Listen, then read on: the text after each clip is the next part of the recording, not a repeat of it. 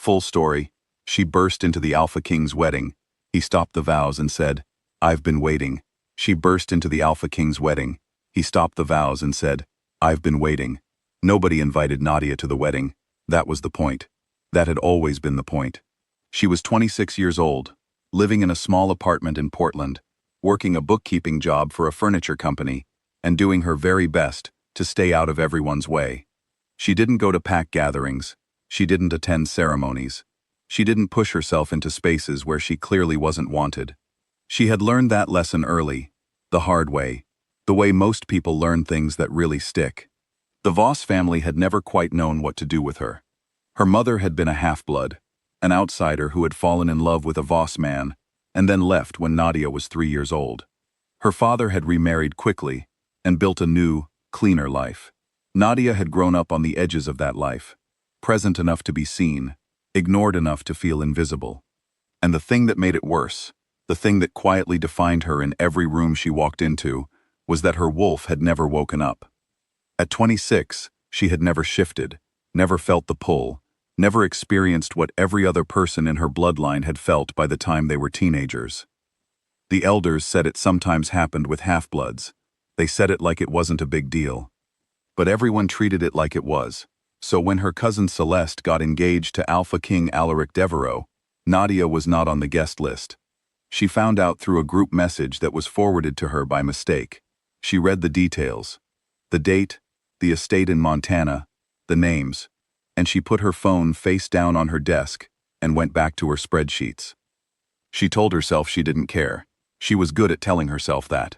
But 3 nights before the wedding, something happened that she could not explain. She woke up at 2 in the morning with her heart pounding, not from a nightmare. She hadn't been dreaming at all. She sat up in the dark and just felt it. A pull. A deep, wordless, almost physical tug somewhere in the center of her chest, like a rope attached to something far away had suddenly gone taut. She pressed her hand to her sternum and sat there for a long time, breathing, waiting for it to go away. It didn't go away. It got stronger over the next 2 days, quiet in the mornings, and almost unbearable by night. She couldn't eat properly. She couldn't focus. She kept standing at her window and looking north like she was waiting for something. On the morning of the wedding, she packed a bag. She didn't make a plan. She didn't call anyone. She got in her car, pulled onto the highway, and started driving toward Montana. She told herself she would turn around in an hour. She told herself that at every exit for the next 14 hours, and she never turned around once. She arrived at the Voss estate just after 4 in the afternoon. The ceremony had already started. She could hear music coming from inside the hall, soft, ceremonial, the kind of music that signals something important is about to become permanent. There were cars everywhere, catering vans, a floral delivery truck that had somehow stayed past its window. 2 guards stood at the garden gate, and they stopped her immediately. She didn't have an invitation. She didn't have a reason they would accept. She said she was family, which was technically true, but didn't move them at all. Inside the hall, 300 guests sat in neat rows, facing an altar covered in white roses. Celeste stood at the front in a dress that had taken 4 months to make. She was beautiful in the way that felt intentional. Composed, radiant, everything a future Alpha Queen was expected to be. And standing across from her, close enough to take her hands, was Alaric Devereaux. He was not what most people imagined when they thought of an Alpha King. He wasn't loud. He didn't fill a room with noise or performance. He filled it with weight, the kind of presence that made people instinctively lower their voices. He was 31, broad-shouldered, with dark eyes that stayed very still when he was thinking. He had been standing at that altar for 11 minutes. And in those 11 minutes, not one person in the room could have told you what expression was on his face. He gave nothing away. He never did. The officiant had just asked the guests if anyone had reason to object when the commotion started at the back of the hall. The doors opened harder than they were meant to. One of them swung wide and hit the wall. And Nadia, still in the clothes she had been driving in for 14 hours, hair loose, completely out of breath from arguing with the guards, stumbled into the doorway and grabbed the frame to steady herself. Every head in the room turned. And then something strange happened. Every wolf in that hall, and there were many, went quiet at exactly the same moment.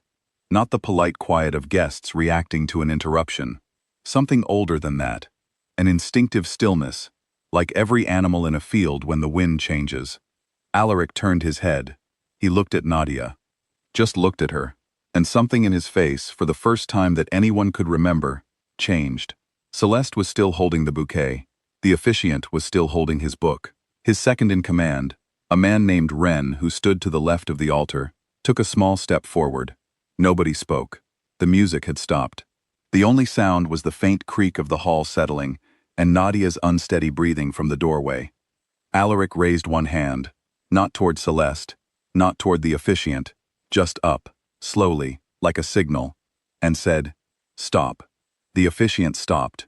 He stepped off the altar. He walked down the aisle. He did not look at anyone else in the room. He walked all the way to the back of the hall, all the way to where Nadia was still gripping the doorframe, and he stopped in front of her. She looked terrible, honestly. She was pale from the drive. There were faint shadows under her eyes. She smelled like gas station coffee and road dust, and something underneath that, something that made Ren, watching from the altar, go very still with recognition. Alaric looked at her for a moment that felt much longer than it was. Then he said, quietly, "Not for the room, not for the 300 people sitting with their mouths open, just for her. I've been waiting. I didn't know your face, but I knew you were coming." Nadia stared at him. She had no words. She had driven 14 hours on a feeling she couldn't explain, pushed past guards, interrupted a royal wedding, and made an absolute disaster of a day that had been planned for months. And now the most powerful man in the room was standing in front of her, telling her he'd been waiting for her. She felt it then, for the first time in her life, the first time in 26 years, something stirred deep inside her. Not pain, not fear. Something waking up. Something that had been sleeping so long it didn't know how to open its eyes all at once. Her wolf. Finally, quietly, unmistakably, beginning to wake. Behind them, the room had started to come apart. Celeste's father was on his feet. Two elders were speaking in low, urgent tones to each other. Ren had moved to Alaric's side and was saying something in a voice too quiet for most guests to hear, but his expression said everything. He was not surprised. He was confirming something he had already begun to suspect the moment Nadia walked through the door. Celeste did not move for a long time. She stood at the altar with her bouquet and her 4-month dress and her 300 witnesses, and she was very, very still. The attendants on either side of her didn't know whether to touch her arm or step back. She wasn't crying. That was the thing people would talk about later. She wasn't crying at all. She was thinking. Anyone who knew Celeste Voss well enough could see it in her jaw. She was already deciding what came next for her. Pack law, as Ren explained to the elders within the hour, was clear on one thing. A recognized bond between an alpha and his true mate could not be overridden by a political ceremony. The bond was not something that could be chosen or unchosen. It was not a feeling or a preference. It was a fact of their nature, older than any agreement between families. The ceremony was, by every legal standard they held, void. The reception hall that had been set for a wedding dinner became, instead, the site of the longest and most uncomfortable negotiation the Voss family had held in a generation. Through all of it, Nadia sat in a small room off the main corridor, with a glass of water she hadn't touched, trying to understand what had just happened to her life. A woman she barely knew brought her a cardigan. Someone else brought her a plate of food. She didn't eat that either. She sat with her hands in her lap and tried to feel the thing that had woken up inside her. And it was still there, still moving, slow and uncertain, like something learning how to breathe. Alaric came to find her when the first wave of noise had settled. He sat down across from her. Not close, not formal, just present. He didn't launch into an explanation. He didn't apologize, because there was nothing either of them had done wrong. He simply looked at her the way he had looked at her in the doorway, and he asked her one question. "Will you stay?" Nadia looked at this man she had met an hour ago.